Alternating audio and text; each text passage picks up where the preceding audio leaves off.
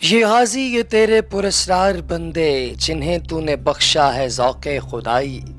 दो नीम इनकी ठोकर से सहराओ दरिया, सिमट कर पहाड़ इनकी हैबत से राई। बेगाना दो आलम से करती है दिल को, अजब चीज़ है लज्जते आशनाई। प्यारे दोस्तों, आप जानते हैं कि दुनिया भर के अंदर एक नाम का डंका तो आज भी बजता है, और वो है मुसलमान के ईमान का नाम। मुसलमान चाहे किसी भी कोने के अंदर हो दुनिया के, लेकिन जब बात आती है उसके ईमान पर तो यकीनी तौर पे उसकी गैरत और हमीयत देखने लायक होती है। आज की इस वीडियो के अंदर आपको वो क्लिप दिखाने वाला हूँ जिसमें इसराइल के फौजी एक फलस्तीनी नौजवान के ईमान पर डाका डालने की कोशिश करते हैं, लेकिन आगे से उसकी साबित कदमी देखिए। दोस्तों, वीडियो में आगे बढ़ने से पहले चलिए आपको सबसे पहले ये वीडियो ही दिखाते हैं ताकि वीडियो का आगाज ही शानदार किया जा सके।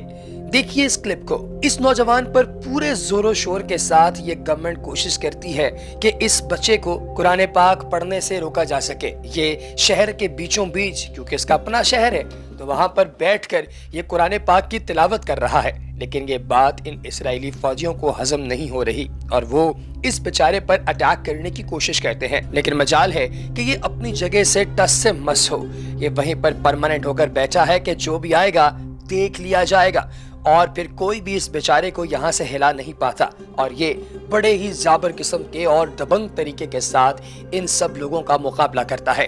हकीकतन दोस्तों, जब इंसान के दिल में ईमान की ताकत आ जाती है तो फिर दुनिया की कोई बड़े से बड़ी ताकत भी उसे हिला नहीं सकती। इसराइली फौजियों को लगता होगा कि शायद उन्होंने यरूशलेम पर कब्जा कर लिया है और वो किसी भी फलस्तीनी पर किसी भी तरीके से काम कर सकते हैं, किसी भी तरीके से उनको डील कर सकते हैं। लेकिन ये फलस्तीनी इनकी बदमाशी मानने से मुकम्मल इनकारी है।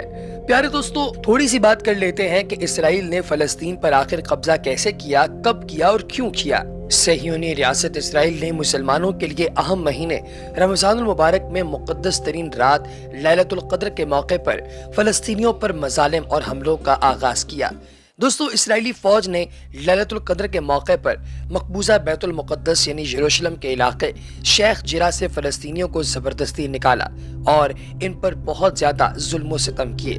दोस्तों, अक़वाम मुत्तहिदा के आदाद शुमार ये बताते हैं कि 2008 से 2020 के इख्तिताम तक इसराइली हमलों से 5,590 फलस्तीनी जाँ बहक, जबकि फलस्तीनियों की जवाबी कार्रवाइयों से महज 251 इसराइली हलाक हुए, जिनमें ज्यादातर तादाद इसराइली फौजियों की थी। अक़वाम मुत्तहिदा अपनी रिपोर्ट्स में मुतादिद मरतबा तस्लीम कर चुका है कि इसराइली हमलों में फलस्तीनियों के जाँ बहक होने की तादाद जवाबी कार्रवाइयों में हलाक होने वाले इसराइलियों से कहीं ज्यादा है।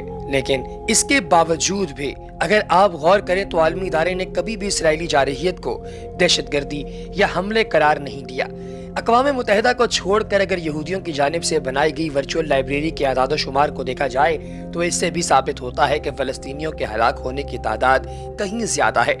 यहूदियों के अपने आदाद शुमार के मुताबिक 1948 से 2014 तक इसराइली हमलों में 91,000 से ज्यादा फलस्तीनी जाँ बहक हुए, जबकि इसी अरसे के दौरान 24,000 इसराइली भी हलाक हुए। दोस्तों, वोक्स मीडिया की 2014 की एक रिपोर्ट के मुताबिक फलस्तीनी सरजमीन पर होने वाले हमलों में होने वाली हर 24 अमवात में से 23 अमवात फलस्तीनियों की होती हैं, जबकि वहां होने वाले हर तरह के दहशतगर्दाना हमलों में इसराइलियों के मुकाबले में फलस्तीनियों के जाँ बहक होने के इम्कानात 15% बढ़ जाते हैं। इसी रिपोर्ट में बताया गया था कि 2000 से 2014 तक फलस्तीनियों पर किए जाने वाले हमलों में 7,000 से ज्यादा अफराद जाँ बहक हुए, जबकि इन हमलों के रद्द-ए-अमल में किए जाने वाली कार्रवाइयों में 115 लोग माजूर, जबकि 1,100 इसराइली हलाक हुए। अरब नशरियाती इदारे अल जजीरा की एक रिपोर्ट के मुताबिक इसराइल की जानिब से फलस्तीन पर कब्जा किए जाने के इब्तदाई 2 साल में ही सहियूनी फौज ने 70 कत्लेआम के वाक़यात में 15,000 फलस्तीनियों को कत्ल किया। रोंगटे खड़े कर देने वाली मज़कूरा रिपोर्ट के मुताबिक सहियूनी रियासत को बनाए जाने के वक्त में इसराइली मज़ालिम के दौरान फलस्तीनियों की 10% मर्द आबादी को कत्ल कर दिया गया था। रिपोर्ट में यह भी बताया गया کہ اسرائیلی ریاست کے باضابطہ قیام سے بھی 6 مہینے پہلے اسرائیلی فوج نے برطانوی اور مغربی ممالک کے تعاون سے فلسطینیوں کے 220 گاؤں پر حملے کر کے وہاں سے 4.5 لاکھ کے قریب فلسطینیوں کو نکال دیا اور صہیونی ریاست بننے سے قبل ہی متعدد قتل عام کے واقعات میں معصوم فلسطینی بچوں اور خواتین سمیت دیگر افراد کو قتل کر دیا گیا، جبکہ 9 اپریل 1948 کو 110 فلسطینی افراد کو ذبح بھی کیا گیا۔ الجزیرہ کے مطابق اسرائیلی ریاست کے قیام کے فوری بعد 7.5 لاکھ فلسطینیوں کو اپنی آبائی سرزمین چھوڑ کر قریبی ممالک مصر، اردن، عراق، لبنان اور شام جانے پر مجبور کیا گیا، جبکہ 1.5 لاکھ کے قریب فلسطینی اس وقت بنائی گئی اسرائیلی ریاست میں رہ گئے، جن کے ساتھ آج تک مظالم جاری ہیں۔ اسرائیلی ریاست کے قیام کے بعد 3 لاکھ کے قریب فلسطینی اپنی ہی سرزمین پر گھروں سے محروم ہو گئے اور ایک سے دوسری جگہ نقل مکانی کرنے پر مجبور ہوئے۔ مذکورہ 2017 کی رپورٹ میں بتایا گیا تھا کہ عرب اردو یعنی مغربی پٹی میں 30 لاکھ کے قریب فلسطینی افراد گھروں کے بغیر زندگی گزارنے پر مجبور ہیں، کیونکہ ان کے گھر صہیونی ریاست کی جانب سے مسمار کر کے وہاں 100 سے زیادہ یہودی بستیاں قائم کی جا چکی ہیں۔ غزہ کی پٹی میں بھی 20 لاکھ کے قریب فلسطینی صہیونیوں کے ظلم و جبر کے تحت زندگی گزارنے پر مجبور ہیں، جبکہ اس وقت اسرائیلی ریاست میں 18 لاکھ کے قریب فلسطینی اقلیتی برادری کے طور پر سخت قوانین کے تحت انتہائی قسم پرسی کی زندگی گزارنے پر مجبور ہیں۔ اگرچہ اسرائیل کے وجود کو 73 برس ہی گزرے ہیں، لیکن اسے فلسطینی سرزمین پر بنائے جانے کی کوشش 200 سال پرانی ہے اور یہودیوں کو صہیونی ریاست بنانے کی پہلی پیشکش نپولین بوناپارٹ نے 1799 میں کی تھی۔ اس کے بعد 1882 میں فلسطینی سرزمین پر پہلی یہودی بستی قائم کی گئی اور گزرتے سالوں میں فلسطینی سرزمین پر دنیا کے مختلف ممالک اور کونوں سے یہود کو لا کر آباد کیا جائے گا۔ دوستو، برطانوی کابینہ کے یہودی ارکان نے 1915 میں تجویز پیش کی کہ فلسطینی سرزمین پر یہودیوں کا ملک بنایا جائے، جس کے بعد امریکہ اور برطانیہ میں صہیونی ریاست کے قیام کے لیے کوششیں تیز ہوئیں اور 1922 میں اس وقت کے عالمی ادارے لیگ آف نیشن نے بھی فلسطینی سرزمین پر صہیونی ریاست کی منظوری دے دی۔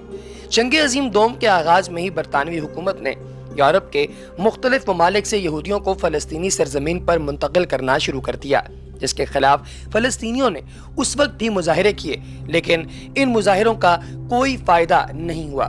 برطانوی حکومت نے 1936 میں فلسطینی سرزمین کو تقسیم کرنے کے لیے پیل کمیشن کا قیام کیا، جس نے تاریخی طور پر عربوں کی سرزمین پر صہیونی ریاست کو قائم کرنے کی تجویز دی۔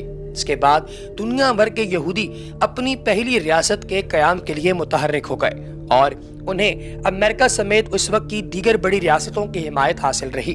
اقوام متحدہ نے اپنے قیام کے چند سال بعد ہی 1947 کو ایک قرارداد پاس کی، جس میں فلسطینی سرزمین کو 2 حصوں میں تقسیم کرنے کی منظوری دے دی گئی۔ اقوام متحدہ نے 23 سپتمبر 1947 کو ریزولوشن 181 کے تحت فلسطین کو یہودیوں اور عرب قوم میں تقسیم کر کے بیت المقدس کو ایک الگ اور خود مختار حیثیت دے دی۔